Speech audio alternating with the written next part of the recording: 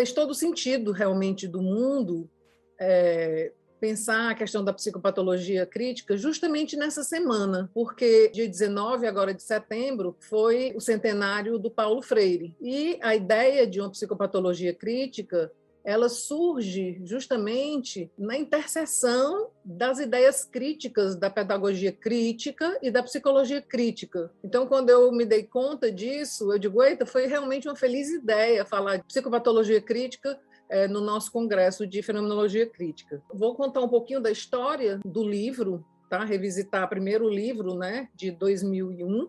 Na época que eu era professora da Universidade do Chile, eu morava lá, e num congresso da CIP, em 1998, eu conheci o grupo da psicologia crítica. Paulo Freire, evidentemente, como brasileira, eu já conhecia aqui no Brasil. Mas eu também tive um percurso morando e trabalhando no exterior, onde eu vi a valorização do pensamento do Paulo Freire muito mais do que eu havia visto até então no Brasil. Eu já tinha conhecimento quando eu conheci a psicologia crítica anos depois, mas foi aí nessa época, né, final dos anos 90, que eu conheci a psicologia crítica através justamente do Tad Sloan, que me apresentou a psicologia crítica e ao pensamento do Martin Baró, que é o grande nome da psicologia crítica, e o Tad Sloan também se transformou num dos grandes nomes e que eu tive a honra de ser coautora com ele no livro. Isso aconteceu porque, posteriormente, eu convidei o professor Sloan para vir a Fortaleza, e ele foi professor visitante, né, na Universidade de Fortaleza,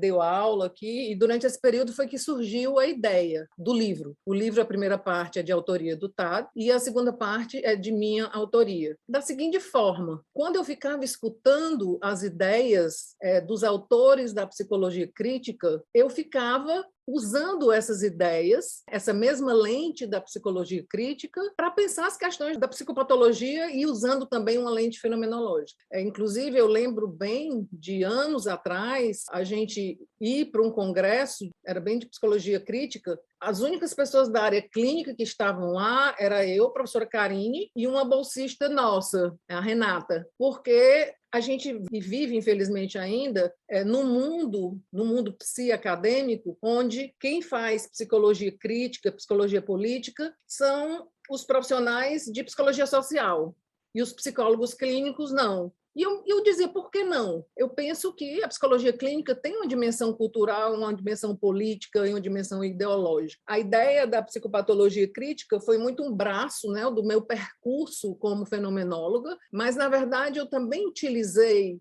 a lente crítica da fenomenologia do Merleau-Ponty para pensar essas ideias, muito na parceria com o Tad, né? Muito no diálogo com ele. Quer dizer, ele não escreveu os capítulos comigo, mas na época a gente estava conversando essas ideias o tempo todo. Então, basicamente, essa a história do livro, entendendo, então, a psicopatologia como um todo, como a área de estudo dos transtornos mentais. É isso que o psicopatólogo faz. Ele pode usar uma lente da psicanálise, uma lente da fenomenologia, seja qual lente ele vai usar. Então, aqui eu tenho usado, ao longo desses anos, sempre uma lente da fenomenologia, né? Eu uso a lente da filosofia de Merleau-Ponty, e trazendo também autores da psicologia crítica. Eu usei bastante no livro, né, Martin Baró, e usei bastante o nosso nordestino, Paulo Freire. Na verdade, eu acabei usando alguns conceitos da própria pedagogia crítica para o livro. E, na verdade, ao longo dos anos, a psicopatologia crítica, o termo ficou, juntamente com esses outros termos, e eu venho usando na prática clínica, como psicoterapeuta, como supervisora clínica, nas aulas, porque eu concebo que a psicopatologia fenomenológica, ela é necessariamente crítica. Quando alguém chega no meu consultório que diz que tem um diagnóstico, ou que alguém disse que essa pessoa tem um diagnóstico, a minha postura é sempre indagativa, reflexiva sobre isso, porque a gente nunca vai estar enquadrando alguém num determinado diagnóstico, certo? A abordagem fenomenológica, seja ela num viés heideggeriano, no sartriano ou no viés merleau-pontiano, com certeza é eminentemente crítica.